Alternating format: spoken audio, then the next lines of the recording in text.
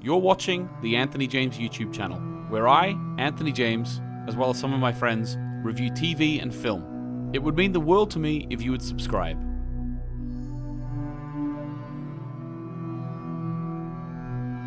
Hello, and welcome back to another episode of His Dark Materials Breakdown and Discussion. I'm Anthony James, and I'm here with... Eimear. Eimear. Did I say it right? You did. Eimear. Yeah, only took you a decade. I know. Well, no, off camera, I'm still saying Eimear. Yeah, true. Eimear. That's my accent. That's how I roll. That's true to me. I guess we'll allow it. Anyway, right. Okay. Thanks very much for joining us, guys. Hope you're enjoying these discussions. After the kids go to bed, we get to have a little chat about one of our favorite shows. Yeah. Well, one of your favorite shows. Yes. I think it is one of my favorite shows. It's really good. Yeah, it is. It is really good. One of your favorite stories, I should say. Yes. Yeah. One of my favorite stories. I'm still consuming the show. Still consuming the show, exactly. Yeah. So another great episode this week. Before we get into that episode, though, could you please make sure you hit the subscribe button? That's a little red button down there, and that will mean that, I don't know if you know, but every single week when we put a video up, you'll get told about it. Although I think you have to click the bell as well. I don't know. It's really convoluted. I'll take your word for it. Click the subscribe button, then I think you have to click the bell, and then I think you have to click the bell that makes you see all notifications. It's so strange. I don't know what. It's so strange. I don't know why they just don't. And then you have to go to the tallest mountain. Tallest tower. Yeah. Pluck the blue flower. Get the knife from the tower. Yes. Perfect. Yeah, perfect. So that's what we'll do. Well, next week we'll come back with the knife for you, and then you have to subscribe because you guys are Lord Boreal. Is that how it works? Roughly. Let's get into it. Roughly. Let's get into the discussion. So let's start off with Lord Boreal. In this episode, he stole the alethiometer. He did. Now, I'm going to be honest with you. Yeah. I don't know why. That's took me by surprise. Like, see, whenever she got out of the car, and she had she had her bag, and then she realized that it wasn't in there anymore. Yeah. I don't know why I was surprised that he took it. Well, maybe because it was so quick. I mean, I kind of understand it because we know. I'm not surprised he took it now. Like, I understand why he took it. Yeah, of course. I just didn't see it coming. No, of course. But the thing is, I think with Boreal, especially given his relationship with Mrs. Coulter, you kind of were expecting him to actually take her somehow, or because he has that on Mrs. Coulter that he knows where Lyra is. Yeah. So this is why the threat didn't seem like it was gonna be towards the alethiometer. Yeah. It was unexpected. Yeah, whenever he said and let her out of the car, it made me think that he needs Will. That's what made me think. I thought, he needs her to bring Will back to him, and that's how it's going to work. You know what I mean? So I don't know. To me, Boreal, I can't really figure him out yet. Obviously, it's even more mysterious now. There's something about a knife. You have no idea what that is. Which I have no idea what that's about. It's like the knife from Star Wars. I know. Where it randomly matches up with the Death Star wreckage after 30 years. Exegol, was it? Was it Exegol? I think. No, Exegol is where Palpatine was. Oh, I can remember. I can't remember what planet that was. Anyway. Did we specify about the baby yet? Oh yeah, there's a baby there again. Yeah, in case you were wondering what the cooing noise is. This baby is one of the noisiest babies we've ever had. Yeah. And we've had more than one. All 100 of our babies. 2 in fact. Yeah, he's a very noisy baby. So apologies. I think someone actually mentioned last week they enjoyed him. They enjoyed the sucking. He used to sitting there sucking his thumb. So yeah, this knife. So I know you can't give me any information. I'm really intrigued though. There's a couple of characters coming into the show now that are really mysterious. One of them is the knife man who's in the tower. Knife man. Another one is the guy Grumman. Yeah. Who is for some reason I thought it was like a witch man. Well, they did say that he became a shaman. Oh, okay, yeah, there we go.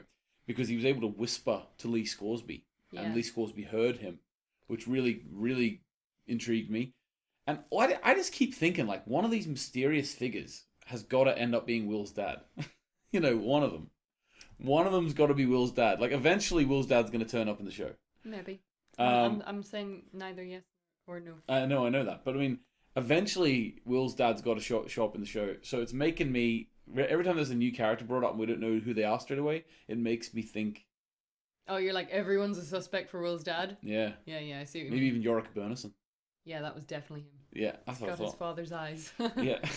That's all he has of him, but he has those. Yeah. Right. Anyway, well, what did What did you think about the build of this mysterious? Like Angelica was looking out the window, and they looked at the tower, and Angelica was sort of pretending that she didn't see anything in there to Will, because she was saying, "Oh no, you must have misseen." So we always suspected that Angelica was kind of dishonest.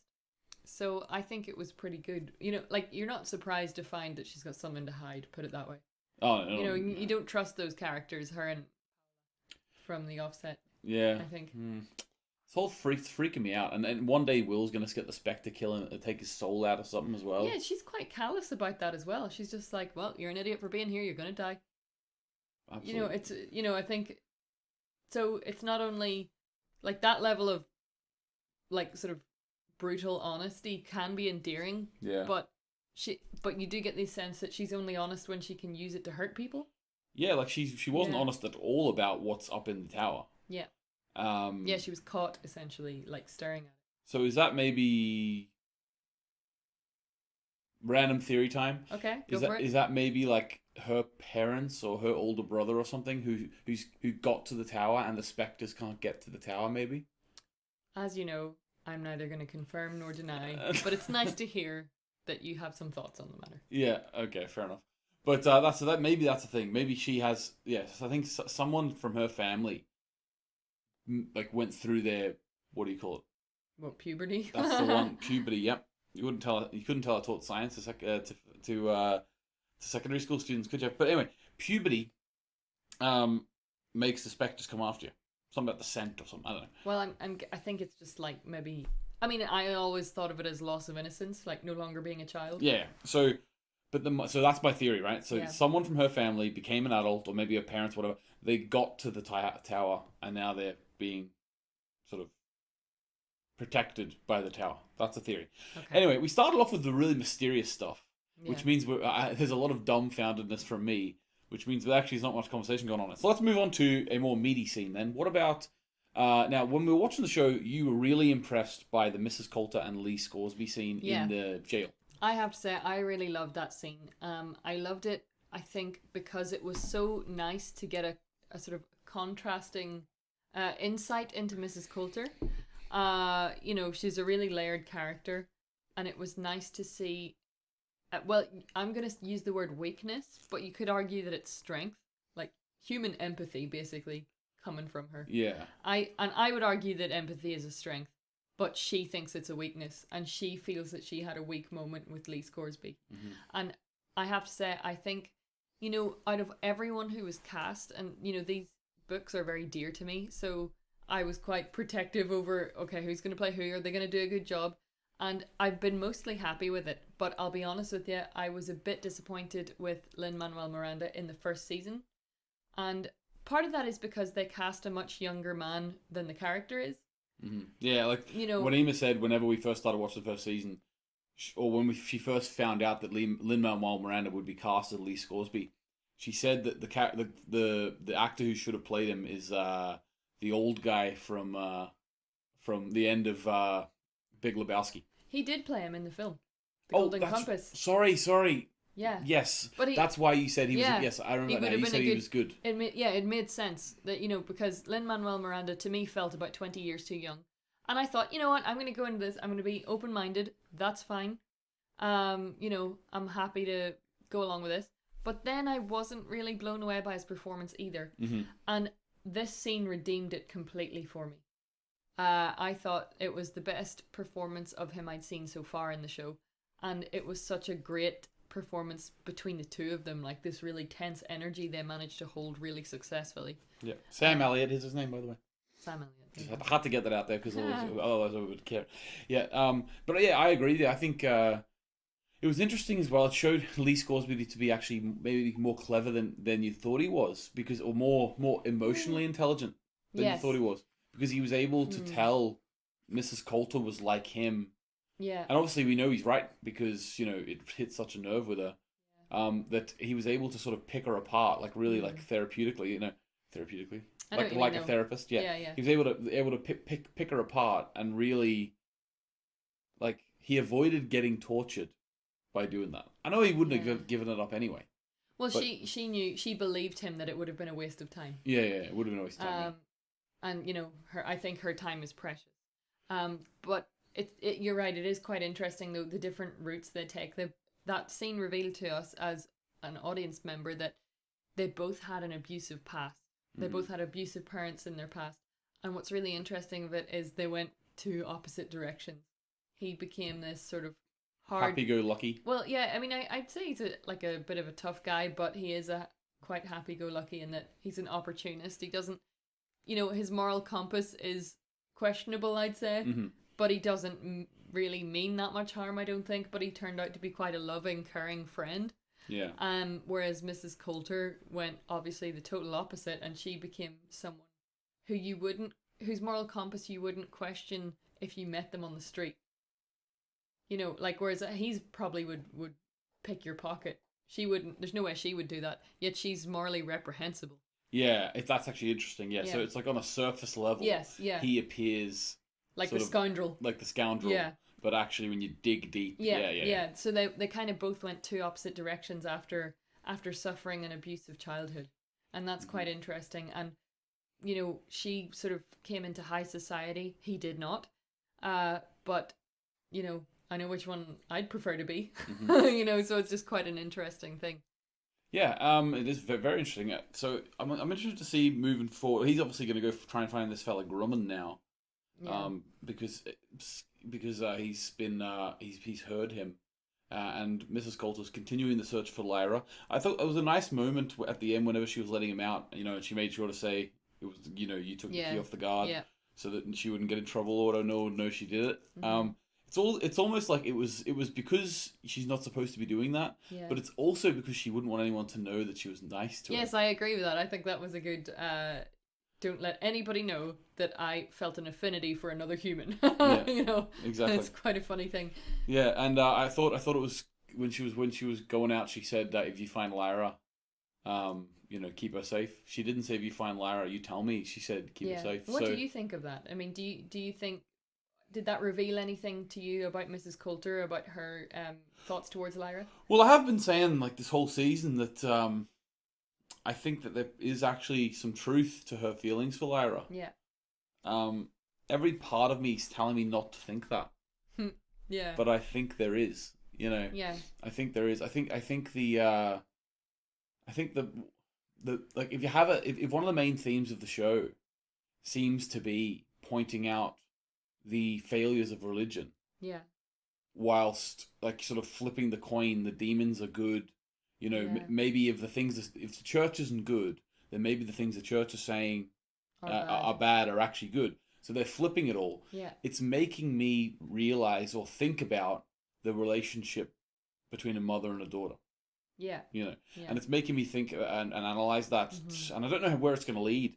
It might flip the mother and the daughter relationship completely on its head, and maybe Mrs. Coulter will literally only want Lyra for a different thing. For an agenda. Yeah, for an agenda in the end, which is completely the antithesis to the genuine mother-daughter relationship that we would all expect to be the norm, And do you have a preference? Do you hope Mrs. Coulter is that evil, or do you hope that she's got some sort of care for Lyra? Good question. I'm not sure if I hope either way, actually. Mm-hmm. I think it would be really nice if Mrs. Coulter turned out to be a very one of the good guys.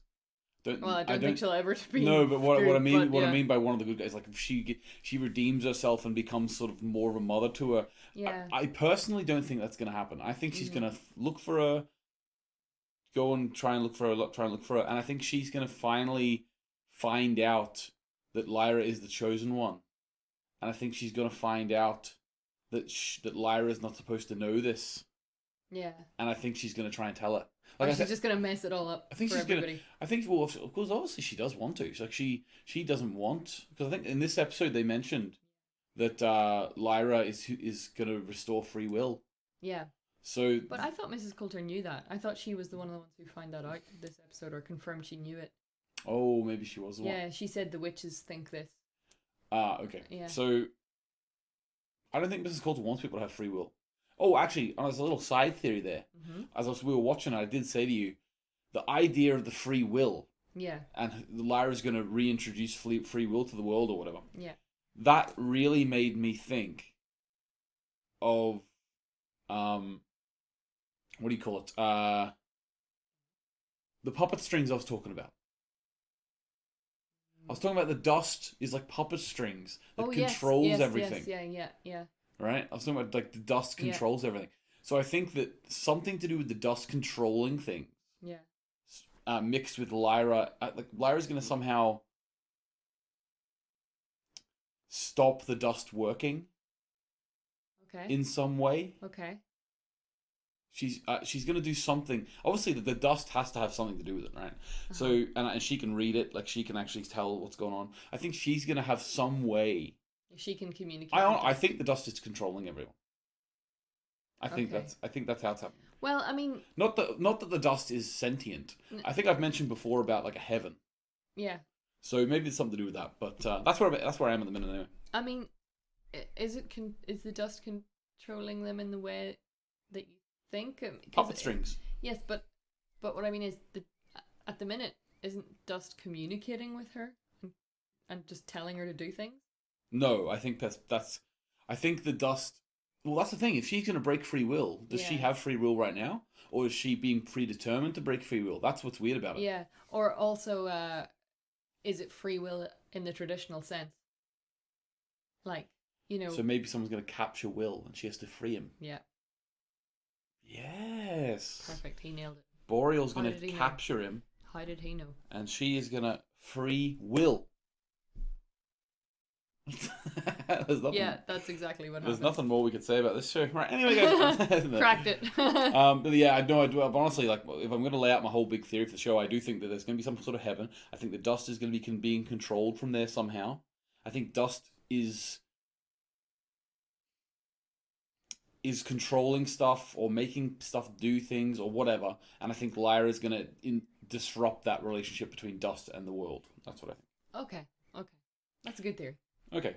We've also had confirmation that dust is between dimensions because it's in our world too. Mm-hmm. Known as dark matter in our world, according to this. Yeah, so it's actually probably in every different dimension. So anyway, we'll look forward to that. Also in this episode we had even more character development for Will and Lyra, which we were talking about their relationship as we go. Also, maybe I could start developing an Adam and Eve theory in my mind with them because we are talking about religion so much. But so. In this episode, Lyra decided to take herself off into Oxford. Oh, our Oxford, I should Our Oxford, say. Yep. Little jaunt around town. Yep. And Will wasn't too happy about it. Well, he went looking for her. Yeah. He didn't see the note she left straight away, so he kind of was worried and didn't know. That's interesting, because he was worried about her. And then when they went to the cinema, which was a great scene, and she, I love the line when she's eating the popcorn, tastes like wood shavings. Well, stop, I can't. Yeah, that's so true. You don't get popcorn because you like popcorn. You only ever eat it in the cinema, and it's just like. I don't know, I've had a few microwave bags in my time. I know, but it's like it's for distracting your hands while you're watching something. Yeah, that's true. It's more for your hands than your taste. It's basically a food version of fidget spinners. It is, yeah. Yeah. Just to try and distract her. She succumbed to the addictive nature of the fidget spinning. Of the popcorn? Yeah. Yeah, the popcorn popping. Yeah. But, so she, it was a really nice moment there where she was, like, Lyra couldn't comprehend that Will would be anything but angry at her. Yeah. Or anything, but think she's a silly girl or whatever. Whereas Will was just like, no, I came to get you because I was worried about you. Yeah, that didn't cross her mind. Didn't cross her mind at all. Yeah, because she, tells you something about. Well, it's what we've touched upon before, in that he is the responsible one. Yeah, and she is starting to. I think she's starting to see that what they have is really a friendship. Yeah. Whereas before it was just like, this guy I fell in with. Yeah, fell in with. Yeah. But no, but I think there is a friendship there, and I think that she's gonna start. Ironically enough, she knows her father and her mother. She knows who they are now. But it seems like the first bit of like actual care she's been given is by this fella, Will. Yeah, that's true. Yeah, so interested to see that going forward. Will survive very much longer because of the Spectre coming after him? Not sure. That is the question looming over the whole. Yeah, It's funny actually as well. I really expected us by this point in the season to already have went to another world. Yeah. I really expected us to be jumping around different worlds. Yeah, that didn't happen. No, we're only in episode 3 though. Yeah, no. Yeah, so you never know. You never know. Yeah. But okay, so the knife in the tower is a big question for going forward. Grumman is a big question for me going forward. In terms of, like, I know you know the story, but is there any questions you have going forward? Maybe how they're going to do something. You don't have to tell me directly, but like, you know, maybe something that the listeners would know. I'm looking forward to some really. I'm looking forward to some of the visuals. Okay. You know, because maybe not this season. It might be the final season, but we're gonna encounter some worlds that are very odd. Oh, yeah, I knew we were going to other worlds. Yeah. 100%. Oh, yeah. I don't think there's a reason in the credits there's, like, load of worlds. Yeah, like, I don't think I've spoiled anything by saying that. No, in the credits it has all the worlds. So. Yeah, so, I'm interested in... People who've read the books will know what I'm talking about. I'm very interested to see how they do a particular character design. That's all I'll say about that. Okay, interesting. And also, it's nothing that would have been in the Golden Compass film because we're past. They only did the first book. Yeah, that's right. Yeah, we're past that point. Interesting. Okay, all right. Well, we'll leave it there. Okay, so guys, that was episode 3. We didn't really talk about Mary Malone there. No. I mean, you go Mary. She stopped, we like her. Yeah, She stopped the what do you call it? She stopped the agent or whoever that was coming to get Lyra. She was from the offset. She was on Lyra's side. Yeah, and she probably is aware. I don't know. She probably is aware of, like, the sense that Lyra has something important to do because the child just showed up out of nowhere and explained her life's work to her easily. Lyra actually never explained to Mary about Pan, did she? No, but Pan was in her bag, wasn't he? He was hidden. Yeah. Interesting. So Mary still thinks that Lyra is from her world. Yeah. But maybe just a bit nuts. Yeah, or a bit special, we'll say. Because, yeah. She does... I would say she's not nuts because the things I know she's not nuts. Yeah, but Mary would know that as well because the things that Lyra was saying were true, as evidenced by Mary's work. Yeah. You know what I mean? It's just like, she's from the future or whatever. Yeah, okay. Yeah. I thought we'd just mention as well, because I forgot to mention this in the second episode, actually, when Mary first came in, is that the design of the sort of dust collection machine or whatever. Yeah. Like the dust analyzation machine. Yeah. It's really interesting because Eimear and I recently watched the show Devs, which was... It's a good show. And that machine in Devs was very similar design to this. It's interesting that it was. They both came out the same year. It was way less cool in my head. I was just like, oh, it's just like a boring computer. And whenever I was reading it, they made it look way more interesting than that. Yeah, it's very similar to the machine in Devs. And the thing is, the machine in Devs is kind of the same machine. Not really, but it's kind of. Oh, yes, I see what you mean, yeah. Yeah, there's definitely parallels. So I'm not going to ruin Devs for you. No spoilers. Definitely some parallels in Devs. All right, guys, thanks very much for watching. Really look forward to next week. Mm-hmm. We are going to go and get this one to bed, and then go to bed ourselves. Yeah, we'll go to sleep and have some lovely Z's. Yeah, is that what you call them? Yeah, that was a really weird way to end this episode. Well, who said we're finished? I did. Thank you very much. Subscribe to the channel, and we'll see you next week.